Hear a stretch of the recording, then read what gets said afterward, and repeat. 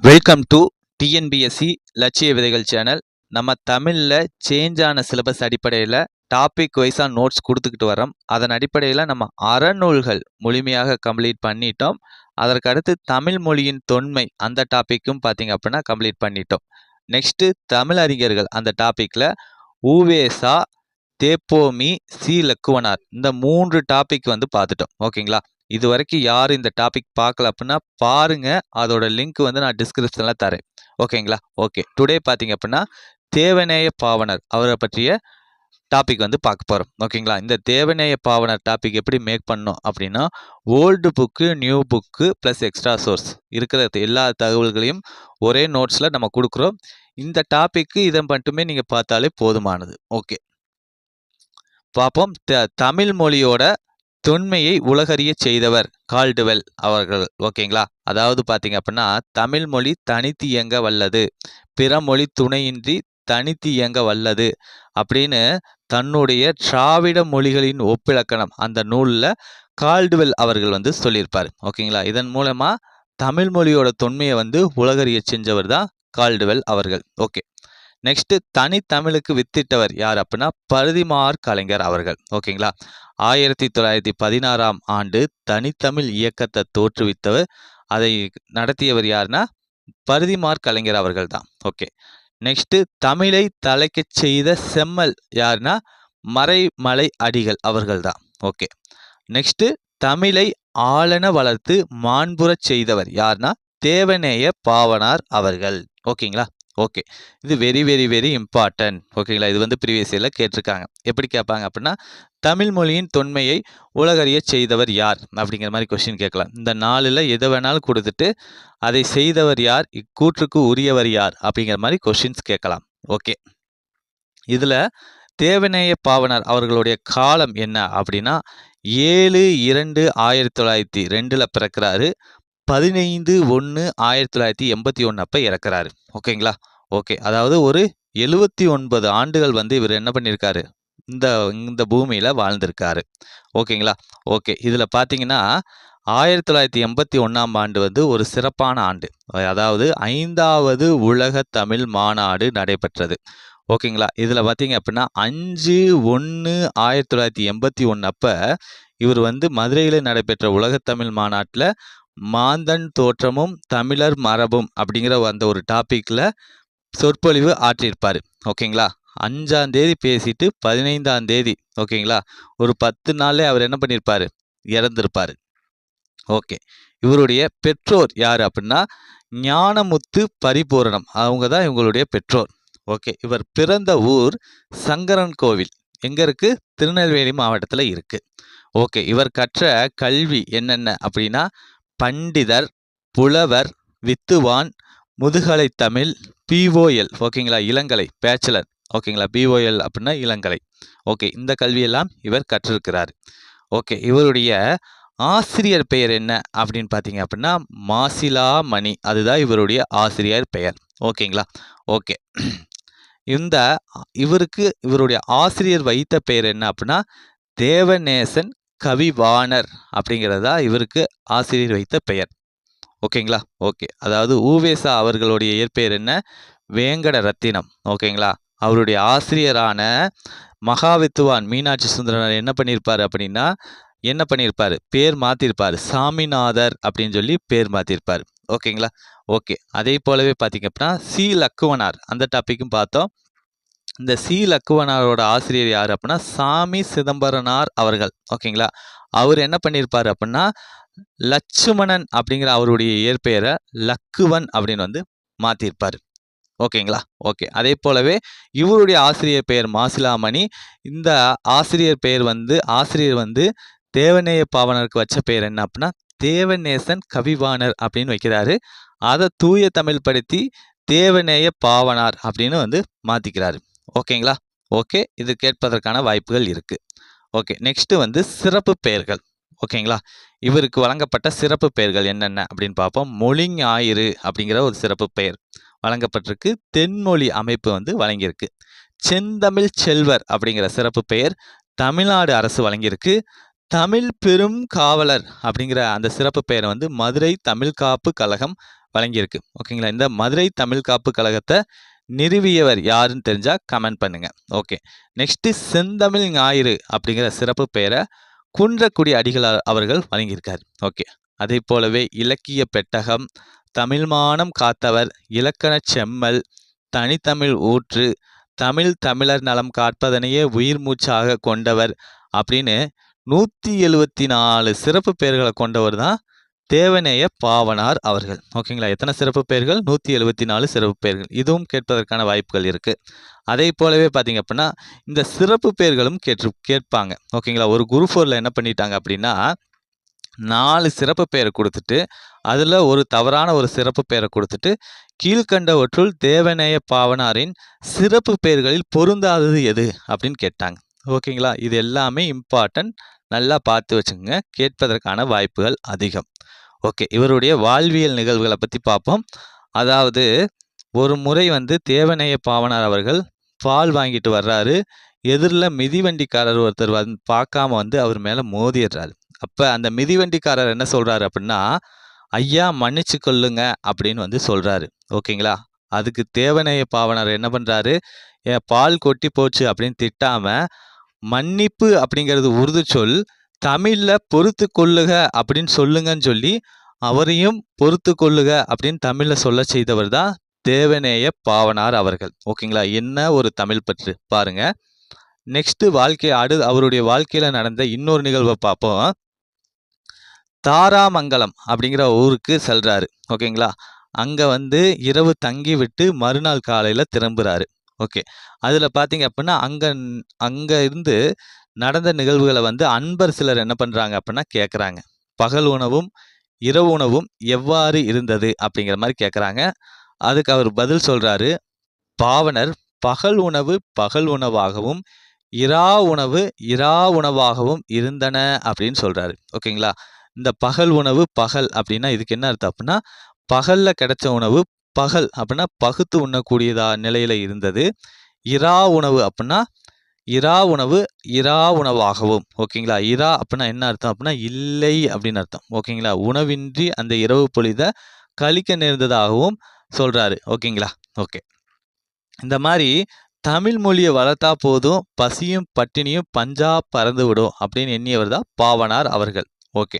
அதே போலவே இன்னொரு வாழ்க்கை நிகழ்வு ஒன்று இருக்குது.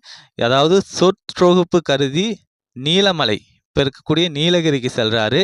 அங்கு பாவனாரிடம் பெரும் பற்று கொண்ட கிருட்டனையா அப்படிங்கிறவரோட இல்லத்தில் தங்குறாரு. ஓகேங்களா? காலை உணவுக்கு பின் பாவனாரை வீட்டில் தங்க வைத்து விட்டு காட்டுக்கு சென்று திரும்பினார் கிருட்டனையா. ஓகேங்களா? காலை உணவுக்கு பின் பாவனாரை வீட்டில் தங்க வைத்து விட்டு காட்டுக்கு சென்று திரும்பினார் கிருட்டனையா. அப்போ மீள பார்க்குறப்ப பாவனார் என்ன பண்ணுறாரு அப்படின்னா வேட்டியை வரிந்து கட்டி கொண்டு வீட்டின் முன்னால் கிடந்த விறகு கட்டையை என்ன பண்ணுறாரு, கோடாரியால் பிளந்துக்கிட்டு இருக்காரு. ஓகேங்களா? அப்போ கிருட்டனையா கேட்குறாரு, இதனை நீங்கள் ஏன் செய்கிறீர்கள், விடுங்கள் அப்படின்னு சொல்லி தடுக்கிறாரு. அப்போ ஒரு ரிப்ளை கொடுக்குறாரு தேவநேய பாவனர், ஒன்றுமில்லை, உண்ட வீட்டுக்கு ஏதாவது செய்தல் வேண்டும், உட்கார்ந்து கொண்டு உண்டு செல்வது நன்றாகாது அப்படின்னு சொன்னவர் தான் தேவநேய பாவனார் அவர்கள். என்ன ஒரு மனிதநேய பண்பாளர் பாருங்க. நெக்ஸ்ட், தாம் பணியாற்றிய கல்வி நிறுவனம் ஒன்றில் தொடர்ந்து பணியாற்ற இயலாத சூழல் நேர்ந்த போது எனக்கு வறுமையும் உண்டு, மனைவி மக்களும் உண்டு, அவற்றோடு மானமும் உண்டு அப்படின்னு சொல்லி வெளியேறிய தன்மானமிக்கவர் தான் பாவனார் அவர்கள். ஓகேங்களா? ஒரு மனிதனுக்கு எது இம்பார்ட்டன்ட் அப்படின்னா செல்ஃப் ரெஸ்பெக்ட் தான் இம்பார்ட்டன்ட். ஓகேங்களா? அதை தவிர்த்து மிக உயர்ந்த ஒன்று இருக்கா அப்படின்னு கேட்டால் கிடையவே கிடையாது. அப்படி ஒரு செல்ஃப் ரெஸ்பெக்ட் இல்லை அப்படின்னா நம்ம அங்கே இருக்கவே கூடாது அப்படிங்கிறது தான் பாவனார் வாழ்வு நமக்கு உணர்த்தக்கூடிய ஒரு பாடம். ஓகே. அதே போலவே பார்த்தீங்க அப்படின்னா பாவனார் அவர்கள் ரொம்ப வறுமையில் வாடுவார். அப்படி வறுமையில் வாடும்போது பணம் கைக்கு கிடைச்சா அவர் என்ன தான் வாங்குவார், நூல்கள் தான் வாங்குவார். ஓகேங்களா? ஓகே. நெக்ஸ்ட்டு இவருடைய கூறிய கூற்றுகள். ஓகே. உலக முதல் மொழி தமிழ், இந்திய மூல மொழிகளுக்கு மூலமும் வேறும் தமிழ், திராவிட மொழிகளுக்கு தாய்மொழி தமிழ் அப்படின்னு வாழ்நாள் முழுவதும் ஆய்வு செய்து நிறுவிய செம்மல் யாருன்னா தேவநேய பாவனார் அவர்கள் தான். ஓகே. இவருடைய ஆய்வு புலத்தோட இரு கண்கள் என்னென்ன அப்படின்னு பார்த்தோம்னா, உலகின் முதல் மாந்தன் தமிழன், அவன் தோன்றிய இடம் குமரி கண்டம் அப்படிங்கிறதும், மொஹஞ்சதாரோ ஹரப்பா இந்த நாகரிகம் எல்லாம் பழந்தமிழர் நாகரிகம் தான் அப்படிங்கிறது தான் இவருடைய ஆய்வு புலத்தோட இரு கண்கள். ஓகேங்களா? ஓகே, இதெல்லாம் கேட்பதற்கான வாய்ப்புகள் இருக்கு. ஓகேங்களா? இந்த கூற்றை கொடுத்து இதை கூறியவர் யார் அப்படின்னு கேட்பாங்க. இம்பார்ட்டன்ட். ஓகேங்களா? ஓகே. அடுத்து, தமிழை வடமொழி வல்லாண்மையில் என்றும் மீட்பதற்காகவே இறைவன் என்னை படைத்தான் அப்படின்னு கூறியவர் யாருன்னா தேவநேய பாவனார் அவர்கள் தான். ஓகேங்களா? இந்த கொஸ்டின் வந்து கேட்டிருக்காங்க. ஓகேங்களா? தமிழை வடமொழி வல்லாண்மையில் இருந்தும் மீட்பதற்காகவே இறைவன் என்னை படைத்தான் அப்படின்னு சொல்லி தமிழுக்காக தன்னையவே அர்ப்பணிச்சவர் தான் தேவநேய பாவனார் அவர்கள். ஓகே. நெக்ஸ்ட், கோவிலில் தமிழில் வழிபாடு நடைபெற வேண்டும் எனவும் பிறப்பு இறப்பு தொடர்பான சடங்குகள் யாவும் தமிழில் நடைபெற வேண்டும் அப்படின்னு வலியுறுத்தியவர் யார் அப்படின்னா தேவநேய பாவனார் அவர்கள் தான். ஓகேங்களா?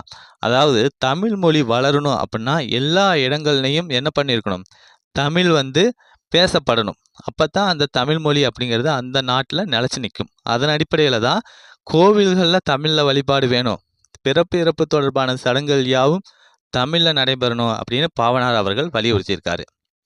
நெக்ஸ்ட்டு 16 செவ்வியல் தன்மைகளை கொண்டது செம்மொழி அப்படின்னு சொன்னவர் யார் அப்படின்னா தேவநேய பாவனார் அவர்கள் தான். ஓகேங்களா? ஒரு மொழி செம்மொழியாக இருக்கணும் அப்படின்னா 16 தன்மைகளை கொண்டிருக்கணும் அப்படின்னு சொல்லியிருக்காரு.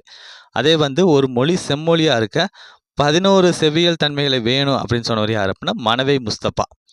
ஓகேங்களா? ஓகே. நெக்ஸ்ட்டு, இவர் எழுதிய சாதனைகள். ஓகேங்களா? இவர் புரிந்த சாதனைகள் பார்ப்போம். பாவனார் அவர்கள் எழுதியது பார்த்தீங்க அப்படின்னா பல்வேறு இலக்கண கட்டுரைகளையும் மொழி ஆராய்ச்சி கட்டுரைகளையும் எழுதியிருக்கிறார். ஓகேங்களா? தமிழ் சொல்லாராய்ச்சியில் என்ன பண்ணியிருக்காரு, உச்சம் தொட்டவர். ஓகேங்களா? வேர் சொல் சம்பந்தமாக தமிழ் மொழியில் அவ்வளோ பெரிய ஆராய்ச்சி பண்ணியிருக்காரு பாவனார் அவர்கள். ஓகே. உலக தமிழ் கழகத்தை நிறுவி அதோட தலைவராகவும் இருந்திருக்கிறாரு தேவநேய பாவனார் அவர்கள். ஓகே.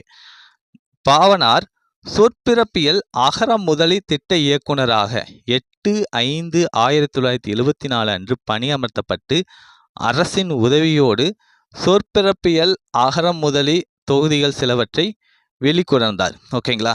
ஓகே. இந்த கொஸ்டின் வந்து கேட்டிருக்காங்க. பாவனார் அவர்கள் சொற்பிறப்பியல் அகரம் முதலி திட்ட இயக்குனராக பணியமர்த்தப்பட்ட நாள். ஓகேங்களா? 8/5/1974 ப்ரீவியஸ் இயரில் கேட்டிருக்காங்க. Very very very important. ஓகேங்களா? ஓகே. அதே போலவே இவருடைய ஆய்வு கட்டுரைகள் எத்தனைக்கும் மேற்பட்டது, 200க்கும் மேற்பட்ட ஆய்வு கட்டுரைகளையும் இவர் எழுதியிருக்கிறாரு. ஓகே. நெக்ஸ்ட் வந்து இவர் எழுதிய நூல்கள் என்னென்ன அப்படின்னு பார்ப்போம். அதாவது தமிழ் வரலாறு, தமிழர் வரலாறு, தமிழ்நாட்டு விளையாட்டுக்கள், வடமொழி வரலாறு, மண்ணிலேவின், தமிழ் சொல்வளம், உயர்தர கட்டுரை இலக்கணம், தமிழே உயர்தனி செம்மொழி, முதல் தாய்மொழி, தமிழர் திருமணம், தமிழர் மதம், சொல்லாய்வு கட்டுரைகள், பண்டை தமிழர் நாகரிகமும் பண்பாடும், சொல்லாராய்ச்சி கட்டுரைகள், திருக்குறள் மரபுரை, இந்த மாதிரியான 43 நூல்களை வந்து அவர் வந்து எழுதியிருக்கிறார். ஓகேங்களா? ஓகே. பார்ப்போம். அதாவது ஒன் பை ஒன்னாக பார்ப்போம். இதை நம்ம எப்படி ஈஸியாக அண்டர்ஸ்டாண்ட் பண்ணலாம் அப்படிங்கிறத பார்ப்போம். அதாவது தேவநேய பாவனார் பார்த்தீங்க அப்படின்னா தமிழ் மொழிக்கும் தமிழரோட நலனுக்காகவும் தமிழ்நாட்டோட நலனுக்காகவும் தன்னை அர்ப்பணிச்சுக்கிட்டாரு. அப்போ அவர் எழுதிய நூல்கள் எல்லாம் எதை சார்ந்துதான் இருக்கும், அதை சார்ந்துதான் இருக்கும். பார்ப்போம் ஒன் பை ஒன்னாக. அதாவது தமிழ் வரலாறு, தமிழர் வரலாறு, தமிழ்நாட்டு விளையாட்டுக்கள், வடமொழியோட வரலாறு. ஓகேங்களா? அடுத்து பாருங்க, தமிழே உயர்தனி செம்மொழி, முதல் தாய்மொழி, தமிழர் திருமணம், தமிழர் மதம். ஓகேங்களா? இதெல்லாமே தமிழ், தமிழர், தமிழ்நாடு இந்த வார்த்தைகள்லாம் வருது. ஓகேங்களா? இது ஒன்று. அடுத்து பார்த்தீங்க அப்படின்னா இவர் வந்து சொல்லாராய்ச்சியில் உச்சம் தொட்டவர். அதனால் தமிழ் சொல்வளம், அடுத்து உயர்தர கட்டுரை இலக்கணம், சொல்லாய்வு கட்டுரைகள், சொல்லாராய்ச்சி கட்டுரைகள், அடுத்து பண்டை தமிழர் நாகரிகமும் பண்பாடும், இந்த மாதிரி எல்லாமே வருது. ஓகேங்களா? அவர் எதை சார்ந்த நூல்களை எழுதுவார் அப்படிங்கிறத நம்ம தெரிஞ்சுக்கிட்டோம்னாவே போதும். அவருடைய நூல்கள் இதை பற்றி தான் வரும் அப்படின்னு நம்ம புரிஞ்சுக்கிட்டா நம்மளால் வந்து ஓரளவுக்கு கெஸ் பண்ணிட முடியும். ஓகேங்களா? ஓவராலாக. ஓகே. இந்த மாதிரி நீங்கள் ஞாபகம் வச்சுக்குங்க. ஓகே. திருக்குறள் மரபுரை, இந்த மாதிரி 43 நூல்களை எழுதியிருக்கிறாரு. 200க்கும் மேற்பட்ட கட்டுரைகளை எழுதியிருக்கிறாரு பாவனார் அவர்கள். ஓகே. அடுத்து சிறப்புகள். தேவநேய பாவனார் அவர்கள் சென்னை அண்ணா சாலையில் அவருடைய பெயரில் என்ன பண்ணுது, மாவட்ட மைய நூலகம் வந்து செயல்பட்டுட்டு வருது. ஓகேங்களா? இவருடைய முழு உருவச்சிலை, இவர் பெயரில் நூலகம், பாவனார் கோட்டம், இதெல்லாம் பார்த்தீங்க அப்படின்னா தேவநேய பாவனார் அவர்கள் படித்து பணியாற்றிய ராசபாளையத்துக்கு அருகில் இருக்கக்கூடிய முரம்பு அப்படிங்கிற அந்த இடத்துல செயல்பட்டுட்டு வருது. ஓகேங்களா? அவருடைய பாவனார் கோட்டம், அவர்தம் முழு உருவச்சிலை, அவர் பெயரில் நூல், இதெல்லாமே இவர் படித்து பணியாற்றிய ராசபாளையத்துக்கு அருகில் உள்ள முரம்பு அப்படிங்கிற அந்த இடத்துல வந்து அமைக்கப்பட்டிருக்கு. ஓகே, இவை எல்லாமே பாவனாரோட புகழ் பேசும் மையங்களாக திகழுது. ஓகேங்களா? ஓகே, நெக்ஸ்ட் மறைவு. அதாவது மதுரையில் நம்ம மேலேயே பார்த்தோம். மதுரையில் 1981 ஜனவரி 5ஆம் நாள் உலகத்தமிழ் மாநாடு, 5வது உலகத்தமிழ் மாநாடு நடைபெறுது. அப்போ முதல்வராக இருந்தவர் யார் அப்படின்னா எம்ஜிஆர் அவர்கள் தான். ஓகேங்களா? அப்போ ஒரு டாப்பிக்கில் இவர் பேசுகிறாரு. மாந்தன் தோற்றமும் தமிழர் மரபும் அப்படிங்கிற அந்த ஒரு டாப்பிக்கில் அவர் சொற்பொழிவாற்றி தமிழன்னைக்கு பெருமை சேர்த்தார். ஓகேங்களா? அது பேசி ஒரு 10 நாளில், ஓகேங்களா, 5ஆம் தேதி அந்த டாபிக் பேசுகிறாரு. ஒரு 10 நாளில் என்ன ஆகுது அப்படின்னா மாரடைப்பு ஏற்பட்டு மருத்துவமனையில் அனுமதிக்கப்படுறாரு. அனுமதிக்கப்பட்டு அவர் என்ன பண்ணுறாரு, 15/1/1981 அப்போ அவர் மரணம் அடைகிறாரு. ஓகேங்களா? ஓகே, நெக்ஸ்ட்டு இந்த தேவநேய பாவனார் டாப்பிக்கில் இருக்கக்கூடிய பிரித்தெழுதுக சேர்த்தெழுதுக பார்த்துருவோம். ஓகே, அதாவது அரும்பணி, அதை பிரித்து எழுதிங்கன்னா அருமை கூட்டல் பணி. தமிழ் அன்னை, அதை பிரித்தோம் அப்படின்னா தமிழ் கூட்டல் அன்னை. தனித்தமிழ், அதை பிரித்து எழுதுகிறோம் அப்படின்னா தனி கூட்டல் தமிழ். செந்தமிழ் செல்வி, அதை பிரித்தோம்னா செந்தமிழ் கூட்டல் செல்வி. நன்றி உணர்வு, பிரித்து எழுதணும் அப்படின்னா நன்றி கூட்டல் உணர்வு. ஓகே, சேர்த்தெழுதுக உறுதி கூட்டல் உரை, உறுதி உரை. உணவு கூட்டல் இன்றி, உணவின்றி. சொல் கூட்டல் பொலிவு, சொற்பொழிவு. சொல் கூட்டல் ஆராய்ச்சி, சொல்லாராய்ச்சி. உருவம் கூட்டல் சிலை, உருவச்சிலை. ஓகேங்களா? ஓகே, நெக்ஸ்ட் இந்த டாப்பிக்கில் இருக்கக்கூடிய கோடிட்ட எடுத்து பார்ப்போம். தனி தமிழுக்கு வித்திட்டவர் யார் அப்படின்னா பரிதிமார் கலைஞர். ஓகேங்களா? தமிழின் தொன்மையை உலக அறிய செய்தவர் யார் அப்படின்னா கால்டுவெல் அவர்கள். ஓகேங்களா? தமிழை ஆளன வளர்த்து மாண்புறச் செய்தவர் யார் அப்படின்னா தேவநேய பாவனார் அவர்கள். ஓகேங்களா? தமிழை தலைக்கச் செய்த செம்மல் யார் அப்படின்னா மறைமலை அடிகள். இதெல்லாம் கேட்பாங்க. இந்த ஸ்டேட்மெண்ட்டை கொடுத்துட்டு இந்த ஸ்டேட்மெண்ட்டை கூறியவர் யார் அப்படிங்கிறத கேட்பாங்க.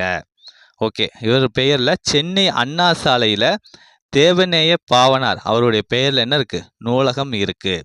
ஓகே, மதுரையில் உலகத்தமிழ் மாநாடு நடைபெற்ற ஆண்டு 5/1/1981. ஓகே, பாவனார் அரசின் உதவியோடு சொற்பிறப்பியல் அகரம் முதலியை வெளியிட்டார். ஓகேங்களா? 8/5/1974 அப்போ தான் இவர் சொற்பிறப்பியல் அகரம் முதலி திட்ட இயக்குனராக பதவியேற்கிறார். ஓகேங்களா? இம்பார்ட்டன்ட். ஓகே, நம்ம பார்த்தீங்க அப்படின்னா இந்த வீடியோவில் தேவநேய பாவனார் அவரை பற்றிய டீட்டெயில்ஸ் முழுமையாக பார்த்துட்டோம். அகர முதலி டாபிக் வந்து நம்ம அடுத்த வீடியோவில் பார்ப்போம். தேங்க்யூ.